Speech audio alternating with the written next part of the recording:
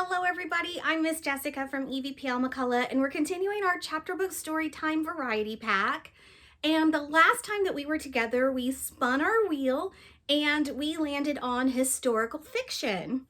So this story time, we read just a little bit of a beginning of a book so that you can see all of the amazing things we have in our collection and that you can try out lots of different books and see if one interests you to become your next choice that you read. All right, so today we are going to be, and Harper's already joining us, we are going to be reading an amazing book that I'm very, very excited about. It is called The Hero 2 Doors Down, and this is by Sharon Robinson. Now, I will give a little bit of background about this book. So, really quick, I'm going to read some information about the author. And here is her picture. And it says, Sharon Robinson, daughter of baseball legend Jackie Robinson, is the author of several works of fiction and nonfiction. She has also written several widely praised nonfiction books about her father, including Jackie's 9, Jackie Robinson's Values to Live By, and Promises to Keep, How Jackie Robinson Changed America. So, just starting from there, that's amazing. This is based on the true story of a friendship, and it says it right here, between a boy and a baseball legend.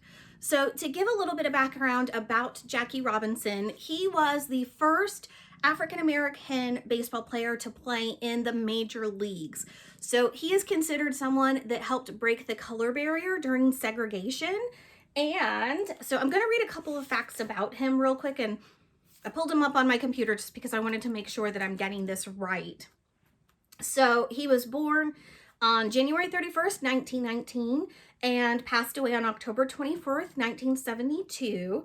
And during his career, he was the first player to become an African-American player in the Major League Baseball during the modern era.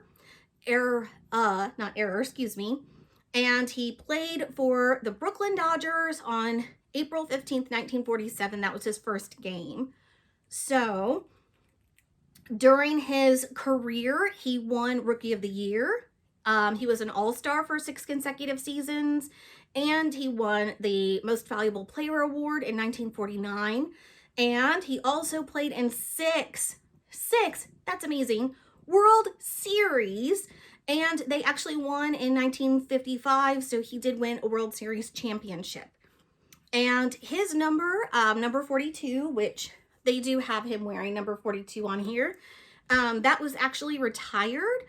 So no one in the major leagues will ever have that number again, and that's a huge, huge honor because they want to associate that number with just him as a player. And we also have Jackie Robinson Day, which is on April 15th.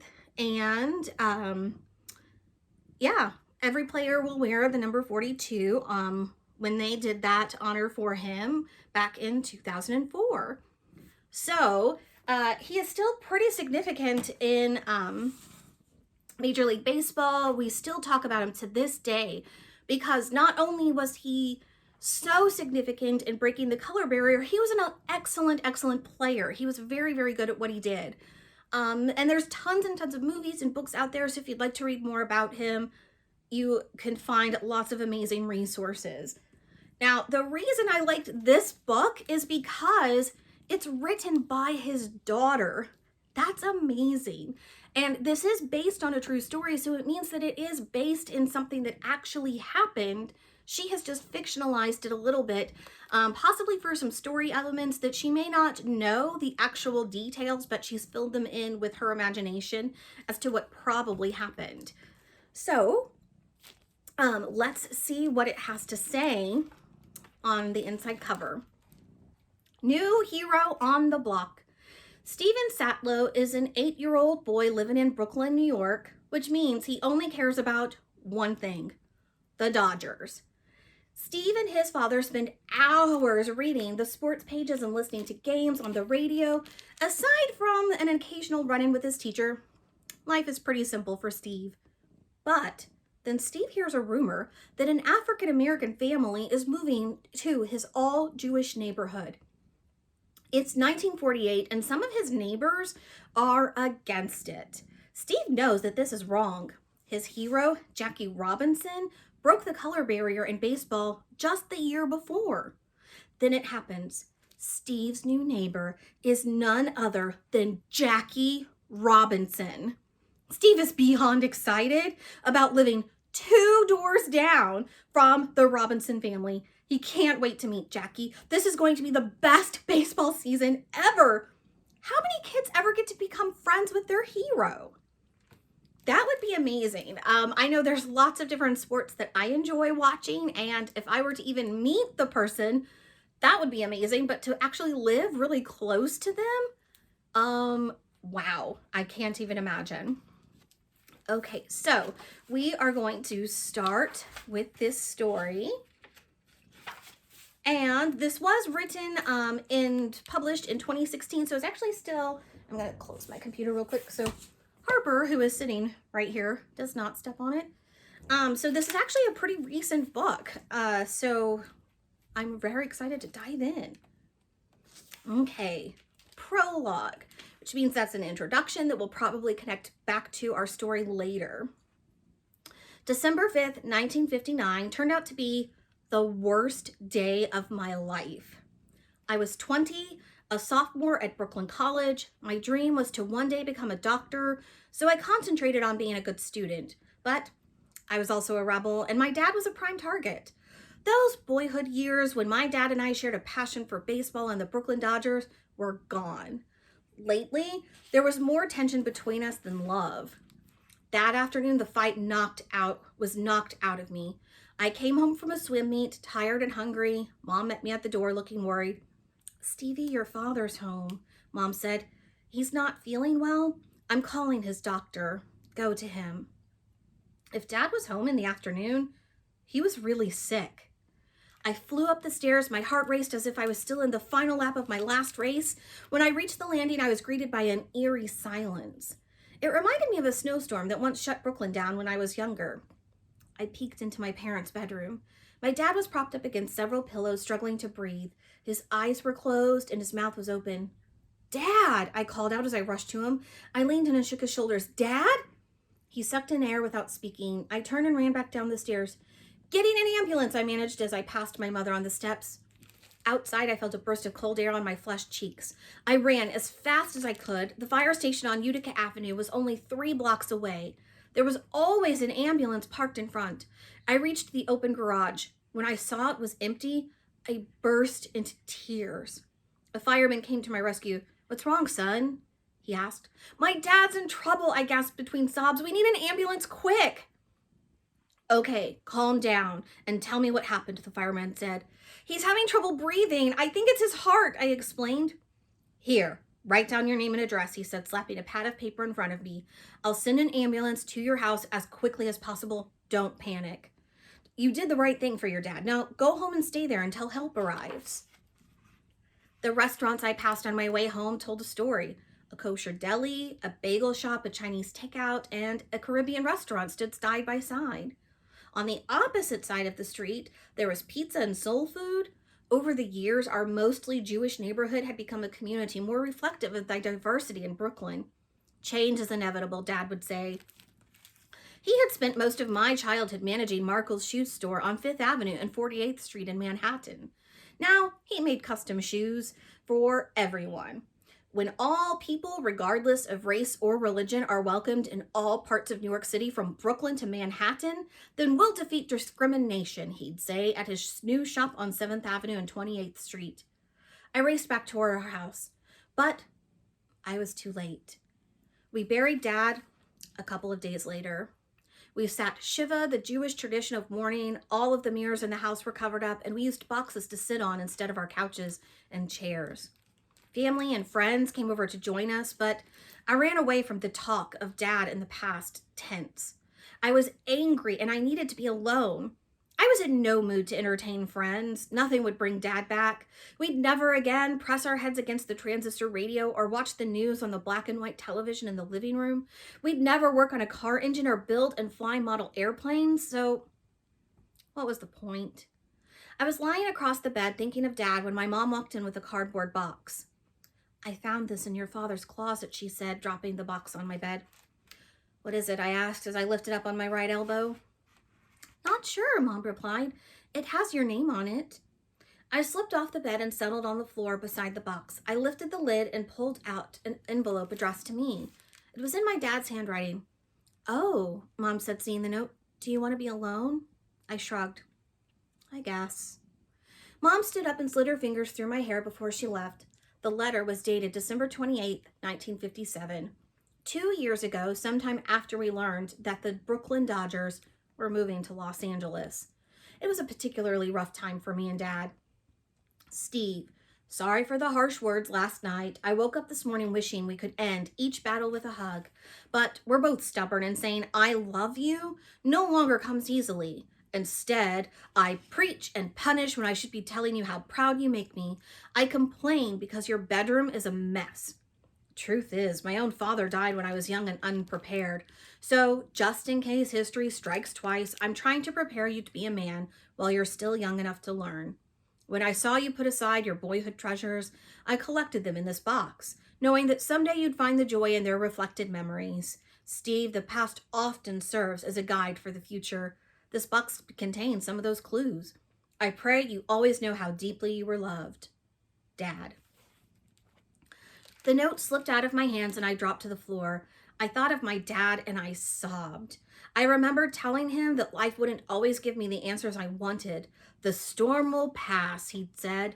Stick close to family, faith, and friendship. They'll help you get through the worst of times, son.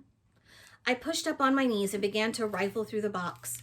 As I reached inside, the first thing my fingers hit was a ticket stub from the Brooklyn Dodgers 1948 home opener.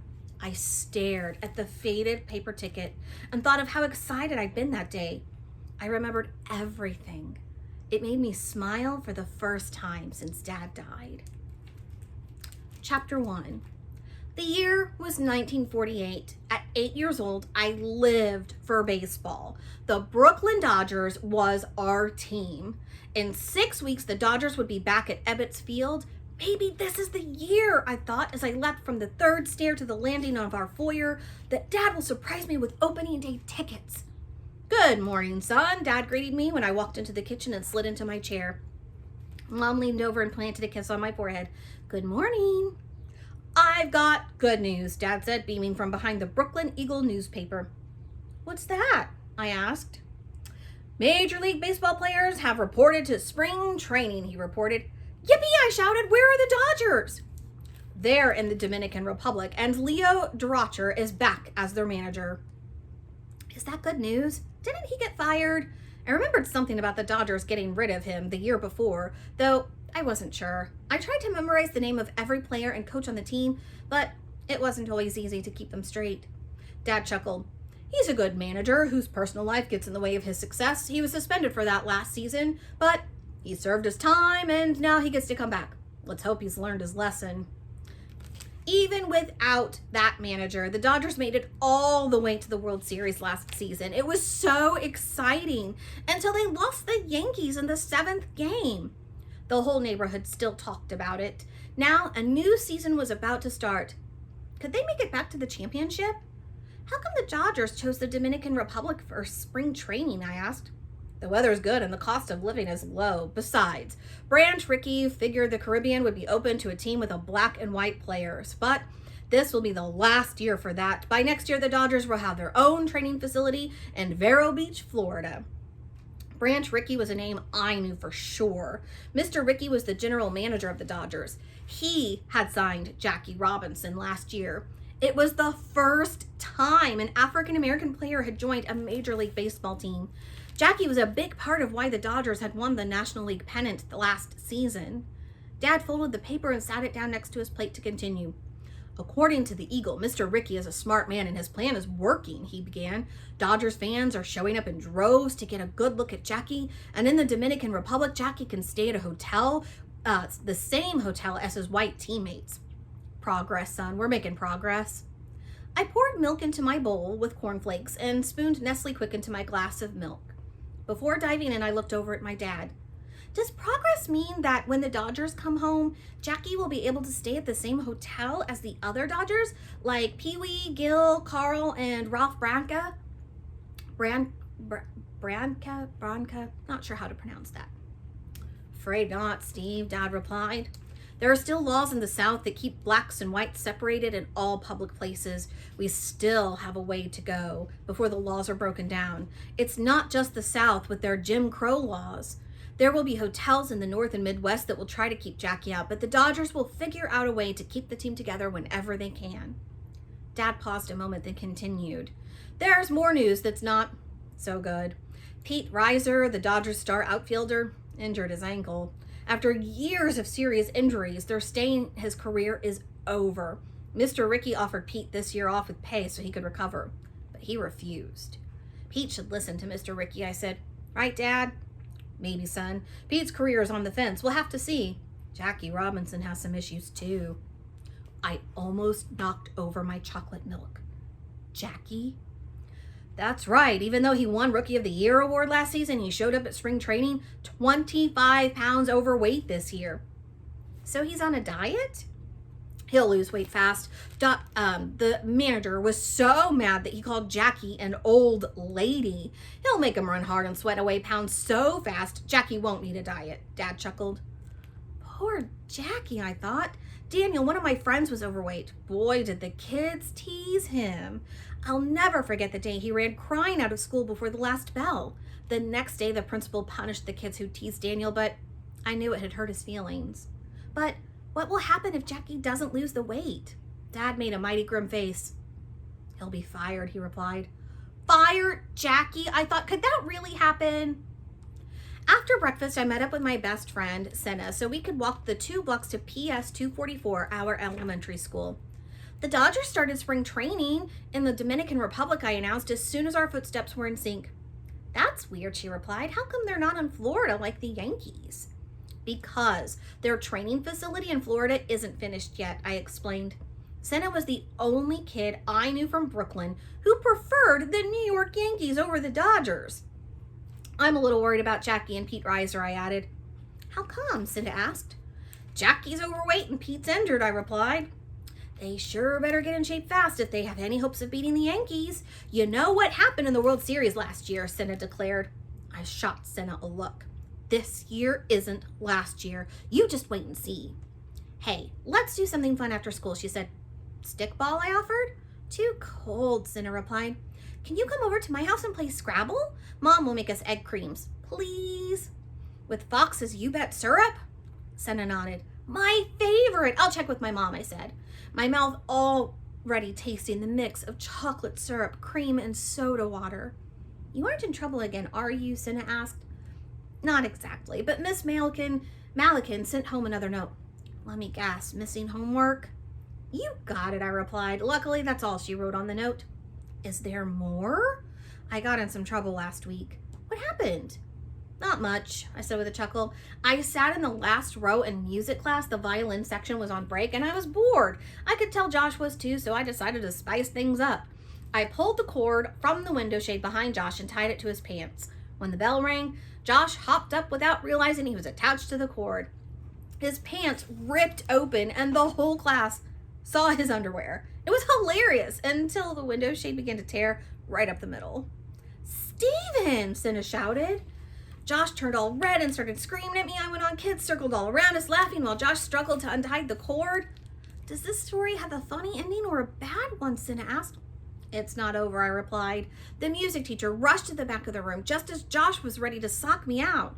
He stepped between us and sent Josh to the principal's office so he could call his mother and get a new pair of pants. I got sent to Miss Malikin. She kept me after school, made me wash blackboards in 6 classrooms, and gave me a final warning. She was even threatening to go to my house and talk to my parents. Senna's eyes were wide open. This could have had a very bad ending, Senna groaned. 2 days ago, Robin and I got into a hair-pulling fight on the playground. I think Miss Malikin has had it with me, too. Harper, stop chewing on that, please. Think she'll really go to my house? She might, Senna said.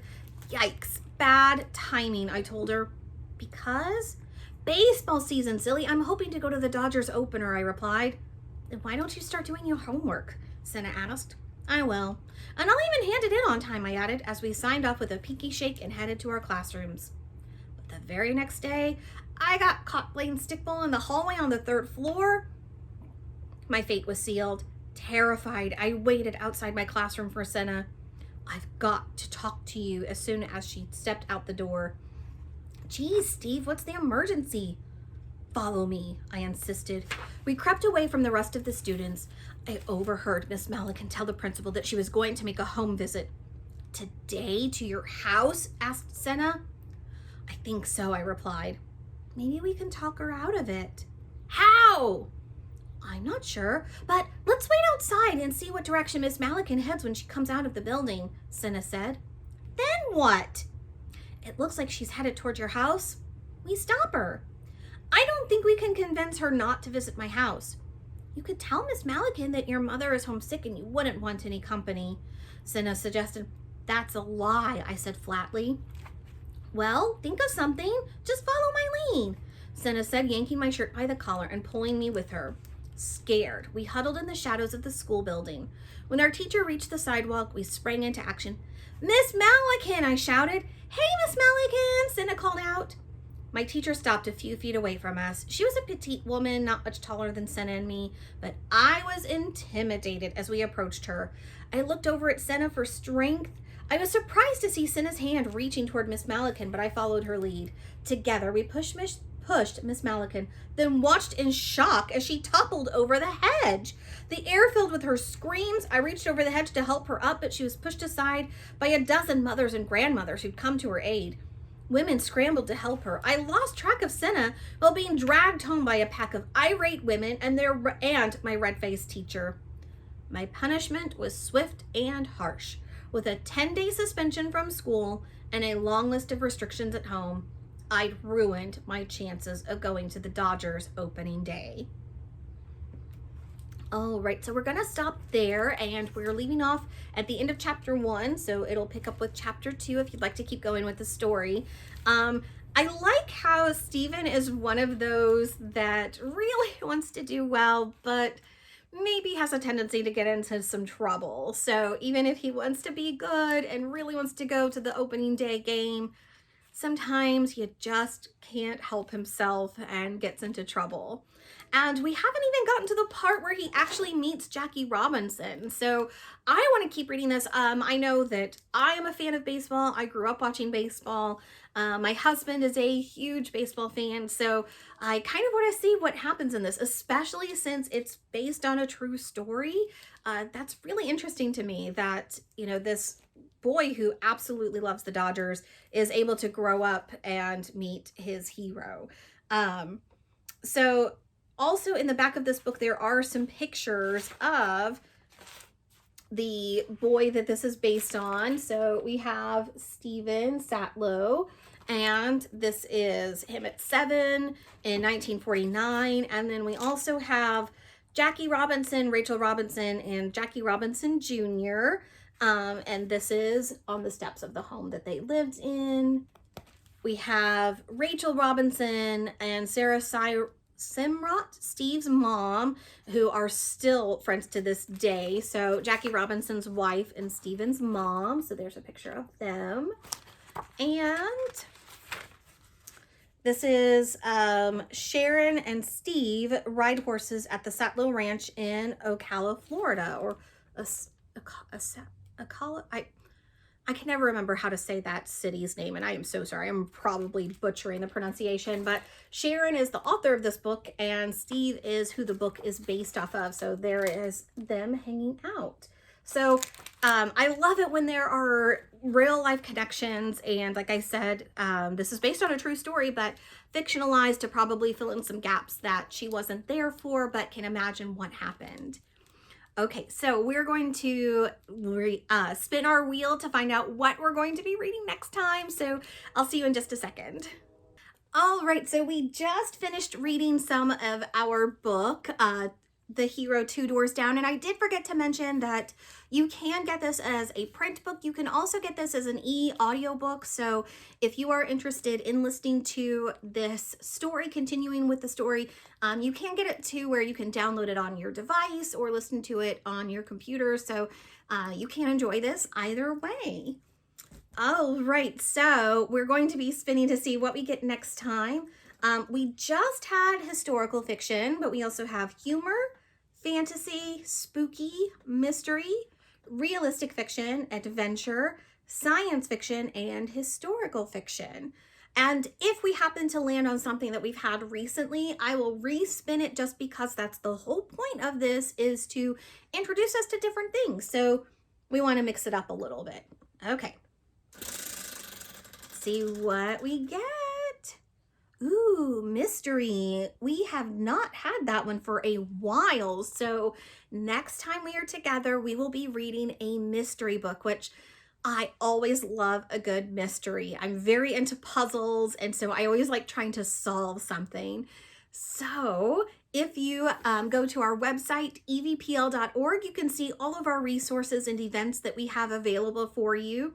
That way you can see our collection, whether you want to reserve it online, give us a call, or actually come in and see us so that we can help you find your next favorite book that you're going to be reading. And also go to our social media, follow us, like, subscribe, all the things, and then you will always know when something new and exciting is happening. And I will see you next Friday. Thank you so much for joining me, and see you soon. Bye.